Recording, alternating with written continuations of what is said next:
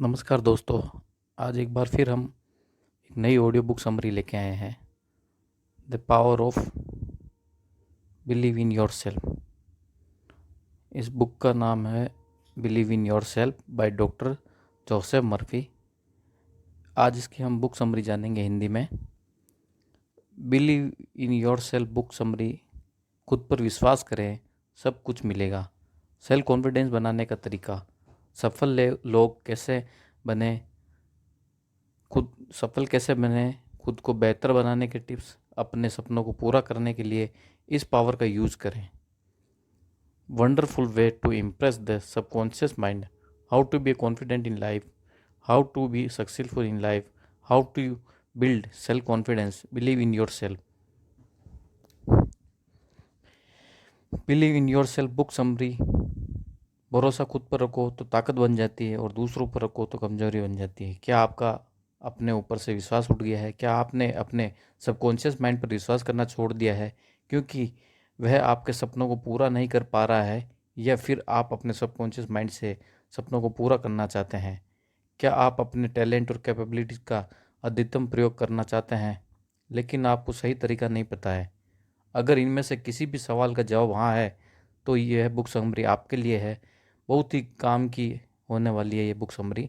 इसमें हम power of subconscious mind के best selling author Joseph Murphy की काफ़ी छोटी लेकिन काफ़ी पावरफुल बुक की समरी बताने जा रहे हैं। इस बुक का नाम है believe in your self. Author ने इस बुक में हमें बताया है कि हमें अपने आउटर वर्ल्ड को जीतने या अचीव करने से पहले हमें अपने इनर वर्ल्ड से जीतना होगा।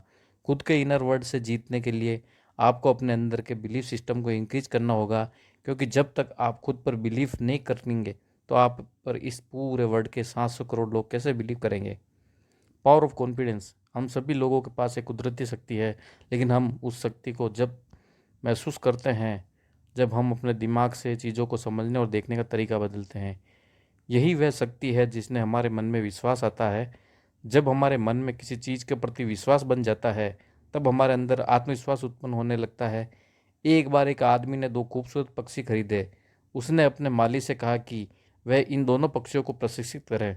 थोड़े दिनों के बाद माली ने देखा कि उन दोनों पंछियों में से एक ने उड़ना सीख लिया जबकि दूसरा पंछी उड़ नहीं पा रहा था। मतलब उसने कभी छोड़ने की कोशिश नहीं की, वह हमेशा डाली पर बैठा रहता था। माली उस पंछी को उड़ना सिखाने की बहुत कोशिश करता था लेकिन कोई फ़ायदा नहीं हुआ। एक दिन जब मालिक ने उन दोनों पंछियों को आसमान में उड़ते हुए देखा तो वह बहुत आश्चर्य में पड़ गया। उसने माली से पूछा, तुमने ऐसा कैसे किया? जब उस माली ने कहा, मैंने इस पंछी को उड़ाने के लिए कई प्रयास किए लेकिन यह कभी उड़ने की कोशिश ही नहीं करता था, इसलिए मैंने उस डाली को ही काट दिया जिसमें वह बैठा करता था। ठीक उसी प्रकार ज़्यादातर इंसान हमेशा अपने दुखों के साथ चिपके रहते हैं। वे कभी ये सोचते ही नहीं कि इन दुखों के बिना ज़िंदगी कैसे होती है। हर इंसान की ज़िंदगी में दुख आता है तो नकारात्मक सोच उस पर हावी हो जाती है। उस समय उसको न अपने आप पर, न दूसरों पर, न ही ब्रह्मांड की शक्ति पर विश्वास रहता है। ऐसी परिस्थिति में उसके पास दो ही रास्ते बचते हैं। पहला, वह अपने मन की बात को मानकर निराशा के समुद्र में डूबा रहे। दूसरा, उस दुख को खत्म करने के लिए रास्ता खोजे। अच्छा सोचने से हमारा दिमाग हर समस्या का समाधान खोज ही लेता है। हमारा दिमाग वह शक्ति है जो हर सच्चे झूठे सपने को किसी न किसी तरीके से सच कर रही है, कर देता है। फिर जब आप अपने गोल के बारे में निश्चित हो जाते हैं तब आपका दिमाग उस सोचे हुए सपने को सच मान लेता है। जिस चीज़ को हमारा दिमाग पूरी तरह से एक्सेप्ट कर लेता है वह चीज़ निश्चित रूप से घटित होती है। अगर आप विश्वास करते हैं कि आप सफल होंगे तो आप निश्चित रूप से सफल होंगे, लेकिन अगर आप विश्वास करते हैं कि आप सफल नहीं होंगे तो यकीन मानिए आपको असफलता ही हाथ लगेगी।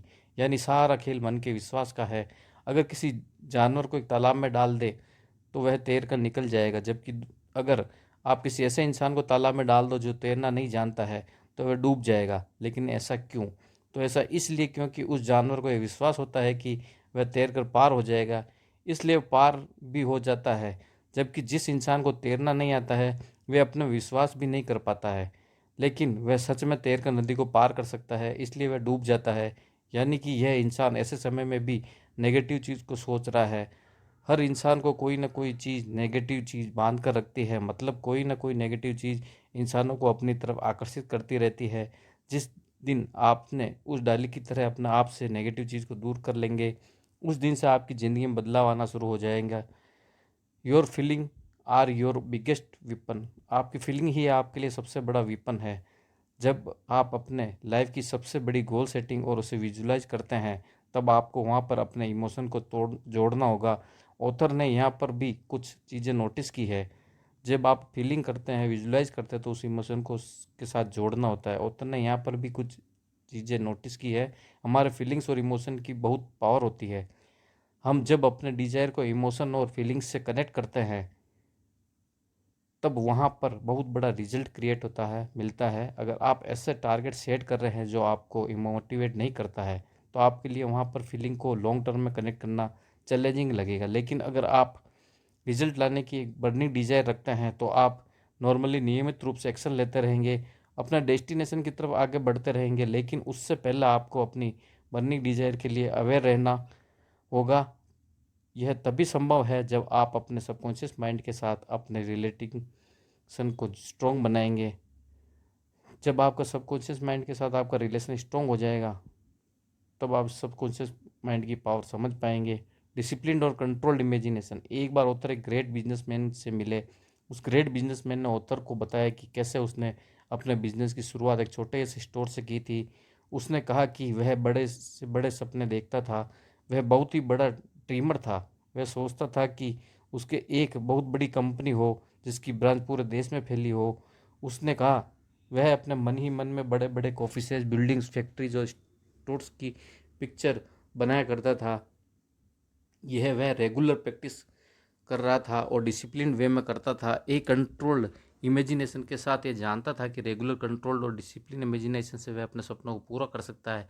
इससे वह अपने अंदर एक मैजिकल एनर्जी को फील करता था, जिससे उसे काम करने की इंस्पिरेशन और मोटिवेशन मिलती थी। धीरे धीरे वह प्रॉस्पेरिटी की ओर बढ़ने लगा। वह लॉ ऑफ अट्रैक्शन की पावर से वह सब कुछ अट्रैक्ट करने लगा जिसकी उसने एक कंट्रोल्ड इमेजिनेशन की थी।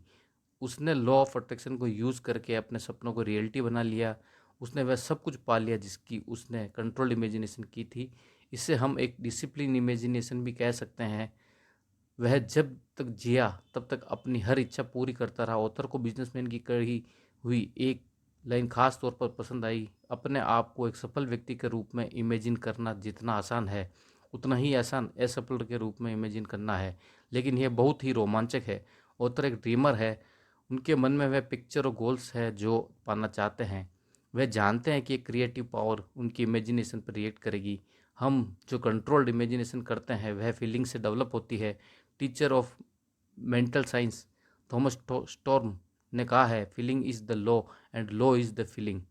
फीलिंग ही पावर का सोर्स है। रिजल्ट पाने के लिए हमें अपनी कंट्रोल्ड इमेजिनेशन को फीलिंग से चार्ज अप करना चाहिए। अपने गोल को अपनी फीलिंग से जोड़कर पावरफुल बना लें। इस पावर को अपग्रेड करते रहें, अपने गोल के प्रति लॉयल रहें। जब ये सब आप करेंगे तो डर भी आपसे डरेगा। डर आपके आसपास भी नहीं आएगा। आपके पास फाइनल रिजल्ट को कंट्रोल्ड वे में इमेजिनेशन करने की अमेजिंग पावर है। अगर सच में आप अपने गोल को पाना चाहते हैं, तो आप अपने मन में इसके फाइनल रिजल्ट की एक कंट्रोल्ड इमेजिनेशन पिक्चर बना ले। क्योंकि जिस चीज़ की आप फीलिंग के साथ कंट्रोल्ड इमेजिनेशन पिक्चर बना पाते हैं, वह फ्यूचर में आपके लिए ऑलरेडी मौजूद है। बस आप अपने गोल के साथ लॉयल बने रहें। Develop a right mental attitude. Business की दुनिया के लोग या business tycoon right mental attitude के इम्पोर्टेंस को बहुत अच्छे से समझते हैं। इसलिए उत्तर कहते हैं, इन्हें याद है कि उन्होंने कई साल पहले पुनर्जन्म पर एक आर्टिकल बनाया था। इस आर्टिकल की कॉपी को एक चर्च के काउंटर पर डिस्प्ले किया गया, जहां पर ऑथर लेक्चर देते थे। शुरुआत में बहुत ही कम कॉपी सेल हुई क्योंकि सेल्स गर्ल्स इस आर्टिकल के आइडिया की कट्टर विरोधी थी। ऑथर ने सेल्स गर्ल्स को पुनर्जन्म वाली बाइबल की कहानी का मीनिंग और मोरल समझाया है। ये भी बताया कि दरअसल ये किस बारे में थी। वह स्टोरी का प्लॉट समझ गई। फिर वह आर्टिकल के लिए एंथुसियास्टिक हो गई। उसने ऑथर के लेक्चर खत्म होने से पहले ही सारे पैम्पलेट बेच दिए थे। ये स्टोरी एक राइट मेंटल एटीट्यूड की इम्पोर्टेंस का एग्जाम्पल था, क्योंकि एक राइट मेंटल एटीट्यूड इतनी ज़्यादा इम्पोर्टेंस होती है। आपका राइट मेंटल एटीट्यूड का मतलब है पीपल, सिचुएशन और ऑब्जेक्ट्स पर मेंटल रिएक्शन। क्या आप सामान्य रूप से ह्यूमन, एनिमल, नेचर फ्रेंडली हैं? क्या आपको लगता है कि दुनिया में बुराइयां भरी पड़ी है? इसके आपके सामने झुकना चाहिए। इससे आपके सामने झुकना चाहिए। सिंपली आपका एटीट्यूड क्या है? सेल्स गर्ल का रेस्पॉन्स आर्टिकल और राइटर के लिए नेगेटिव था। उसने राइटर और आर्टिकल को प्री जज कर लिया था, उसका ये एटीट्यूड सही नहीं था। हम राइट एटीट्यूड तक डेवलप करते हैं जब हमें समझ आ जाए कि कोई भी बाहरी चीज़ तब तक हमें हार्म नहीं कर सकती जब तक हम उस पर हमारी मानसिक सहमति न हो। हम आउटसाइड नेगेटिविटी को पावर तब देते हैं जब हम उन्हें अंदर आने की परमिशन देते हैं, अदरवाइज आउटसाइड नेगेटिविटी में कोई पावर ही नहीं होती। ऑथर कहते हैं कई लोगों का लाइफ को लेकर सैड व्यू या पैसिफिस्ट एटीट्यूड होता जो कि इनकी सारी परेशानी की जड़ है। The power of belief. Author बताता है कि उनका एक रिलेटिव था जिसे ट्यूबरक्लोसिस की बीमारी हो गई थी। उसके लंग्स में यह बीमारी बहुत ज़्यादा बढ़ गई थी। तब उसके बेटे ने एक दिन उसका इलाज करने का फैसला लिया। वह वेस्टर्न ऑस्ट्रेलिया में पर्थ नाम की जगह पर गया जहाँ उसके फादर रहते थे।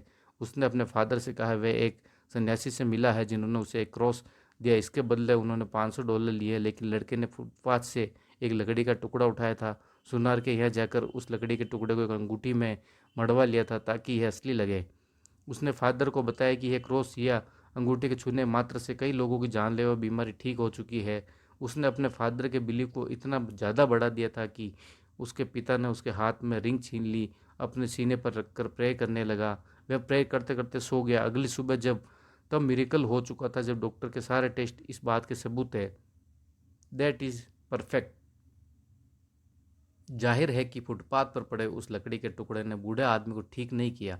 यह तो उसका बिलीफ था जो इतना बढ़ गया था कि उसके लिए आइडियल ट्रीटमेंट बन गया। उसका बिलीफ और फीलिंग एक दूसरे से जुड़े उसको बिल्कुल ठीक कर दिया। उसको कभी नहीं पता चला कि उसके साथ क्या ट्रिक खेली गई। अगर उसे पता चल जाता तो शायद उसे दोबारा टीवी हो जाती। वह पूरी तरह स्वस्थ रहे और 15 साल तक जिए।